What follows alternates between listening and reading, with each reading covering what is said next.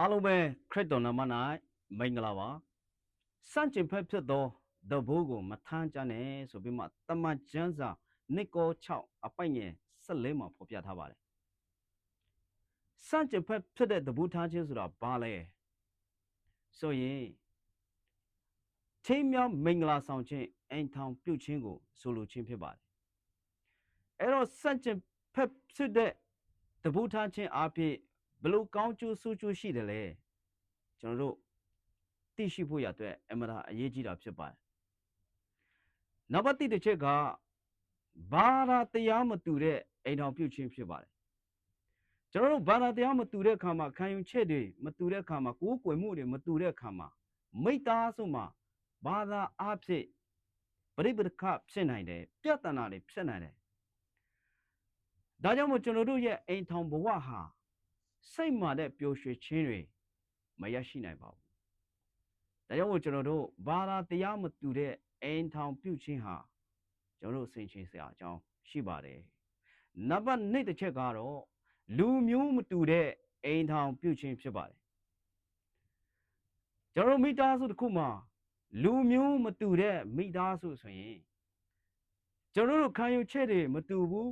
။ယဉ်ကျေးမှုတွေမတူဘူး။အစားအသောက်တွေမတူဘူး။ဝတ်စားဆင်မှုတွေမတူတဲ့အတွက်ကြောင့်မို့တစ်ခုမဟုတ်တစ်ခု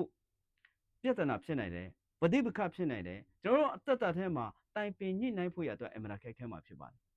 ဒါကြောင့်မို့မိသားစုတစ်ခုမှာကျွန်တော်တို့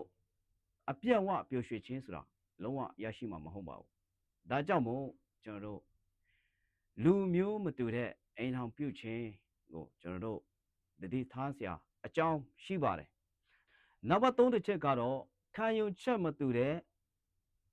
အိမ်ထောင်ပြုခြင်းဖြစ်ပါတယ်ဒါကတော့ဘာသာတူတယ်လူမျိုးတူတယ်သို့တော်လည်းခံယူချက်မတူကြဘူးအဲ့တော့ကျွန်တော်မိသားစုမှာတစ်ခုမှာအမျိုးသားကအမှုတော်ဆောင်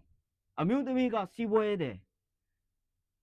ဆိုတော့ကျွန်တော်တို့ရဲ့မိသားစုတစ်ခုမှာတိုင်ပင်ညှိနှိုင်းဖို့ရအတွက်အမှန်ခက်ခဲမှာဖြစ်တယ်တယောက်အချင်းရှိတယ်တယောက်အချင်းမရှိဘူးတယောက်ကတယောက်အလုပ်တယောက်နဲ့တယောက်ကတယောက်အလုပ်နဲ့ရှုပ်နေတဲ့ခါမှာကျွန်တော်တို့ရဲ့ဘဝဟာတိုင်ပင်ညှိနှိုင်းဆွေးနွေးဖို့ရအတွက်လုံးဝအဆင်မပြေပါဘူးဒါကြောင့်မို့ကျွန်တော်တို့ဒီလိုမျိုးမိသားစုဖြစ်တယ်ဆိုရင်တိတ်ဘဝမှာတရားရခိုင်နှုန်းပျော်ရွှင်မှုတွေလုံးဝတိတ်ဘဝမှာရရှိမှာမဟုတ်ပါဘူးဘာကြောင့်လဲဆိုရင်ဒီအရာအလုံးဟာစကြင်ဖက်ဖြစ်သောတဘိုးထားခြင်းဖြစ်ပါတယ်ဒါကြောင့်မို့ကျွန်တော်တို့အိမ်ထောင်ပြုတော့မယ်ဆိုရင်ကျွန်တော်တို့ဒီအချက်တွေသိဖို့အလွန်အရေးကြီးပါတယ်။ဒါကြောင့်မို့တဲ့အတွက်ဒီဗီဒီယိုကနေပြီးတော့မှသစွန်တစ်ခုရရှိတယ်ဆိုရင် like and share follow လုပ်ပေးသွားပါ။အားလုံးကိုကျေးဇူးတင်တယ်။ဖျားသခင်အထူးကောင်းချီးပေးပါစေ။